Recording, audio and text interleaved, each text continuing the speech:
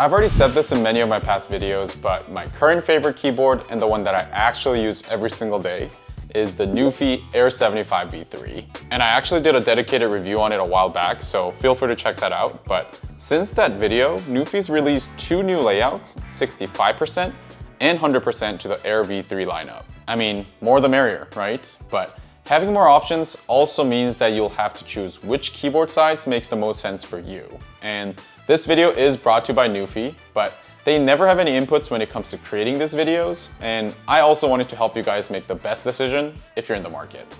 If you're watching this, you probably already know a thing or two about the Air V3 series, but for those who don't, let's do a quick rundown of the V3 series before we jump into any of the sizes. It comes in 2 colorways, Nebula Dark and Nova White. I've got the black colorway for the 75 and white for the 65 and the 100. And I don't know, let me know what you think in the comments, but I personally love how clean the black one looks. And if you want even cleaner and more minimal look, you could swap out the NuPhy's signature tricolor keycaps with black or white keycaps that come with the keyboard. It has an aluminum top case with plastic bottom, so it keeps the weight to the minimum while still giving off the premium look from the top, which matters the most because that's all you see when you're using it every day. There are 2 indicating light bars running along both sides, which have these little individual pixels to show your typing speed or even caps lock. And can't forget about the signature rotary knob in the top right corner, and it comes with 2 options actually, a taller one and a flatter low profile one. I noticed that the taller one is more prone to falling off the keyboard, especially in a backpack or something, so I usually keep the lower one on mine. And if you'd rather just have a regular key there and no knob, you can swap it out like you can with the rest of the switches. And if you want to remap any keys or customize your shortcuts, NuPhy has their own software called NuPhy IO for that. So between the hot swappable switches, the knob option, as well as NuPhy IO, you can really customize whichever size keyboard you decide to get into your workflow. The Air V3 has 3 new upgraded switch options: Red Nano, Brown Nano, and Blush Nano. Red Nano switch is my personal favorite, so I have it on my Air 75, but NuPhy actually sent over the 65 and 100 both in Red Nano switches, so I'm only able to show you guys what the Red Nano switch sounds like, but I'll make sure to link the official sound test video from NuPhy for all 3 switches.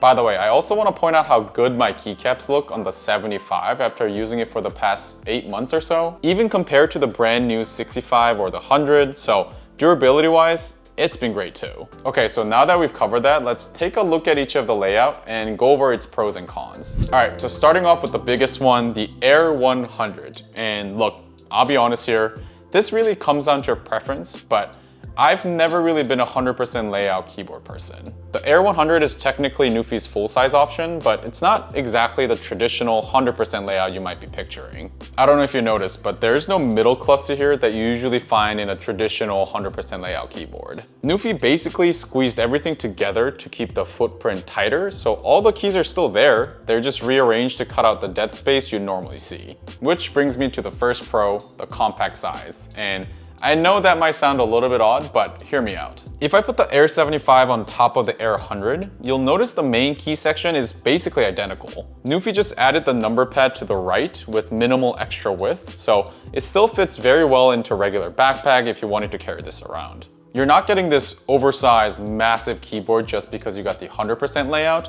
It actually feels more like the Air 75 with the number pad attached, which happens to be the second pro. If your work or workflow involves a lot of numbers, whether that's spreadsheets or even just data entry, having a dedicated number pad is genuinely a game changer, and this is the only one in the Air V3 lineup that has it. But since I personally don't care about having a number pad on my keyboard, it kind of becomes the only con for the Air 100 from my point of view, because that's what's making the keyboard the biggest out of all the 3 and the least portable. Okay, so let's move on to the Air 75, which, like I said earlier, is my favorite layout. So I'll try my best not to be biased here, but the main pro for me for the Air 75 is that it just feels perfectly balanced. Perfectly balanced, as all things should be.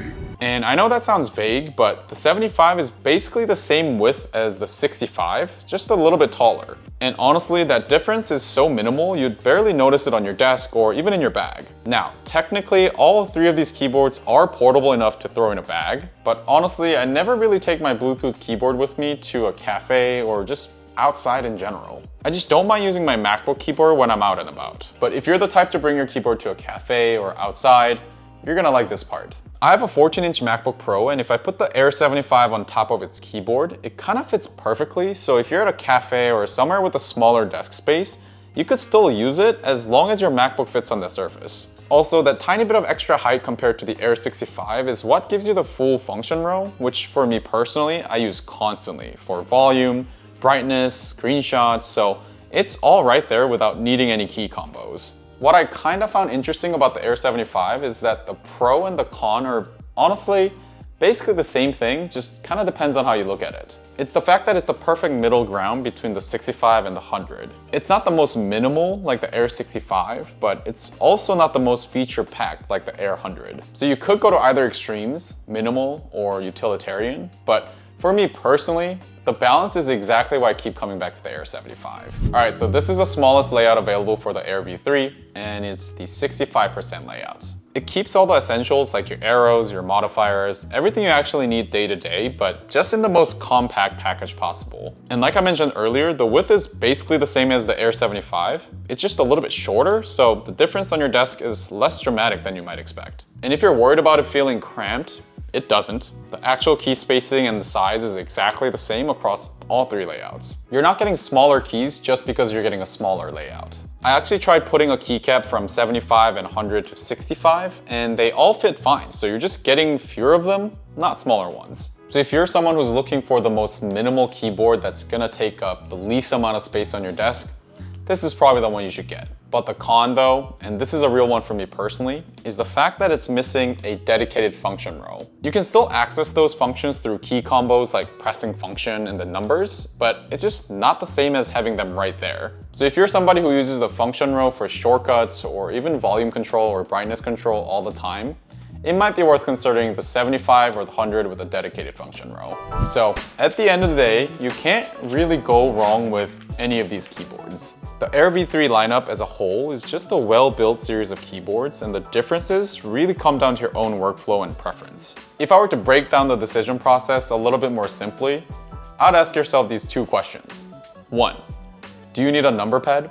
And if the answer is yes, you might as well get the Air 100 because it's the only one that has it out of the lineup, and it's surprisingly more compact than you think. If you answer no to the first question, ask yourself the second question. Do you use a dedicated function row a lot? And if the answer is yes, you might as well get the 75. If your answer was no to both questions and you care mostly about having the most minimal and cleanest keyboard possible, the 65 is your answer. Personally, I'll be sticking with the Air 75. I mean, it's been on my desk for the past 8 months, and using both the new 65 and the 100 didn't really make me want to switch anyway. And I also don't want my keyboard to take up too much space on my desk, so that leaves me with the 65 and 75. And like I said, they're very similar in size, and I use the function row a lot, so the 75 just makes sense for me. I'll have links down below for all three keyboards if you want to check them out, and if you're ready to buy one, feel free to use my code JamesShin for $10 off. I'd love to know in the comments which keyboard layout you like the best, but that's all I have for today. Thank you so much for watching, and I'll see you in my next video. Bye now.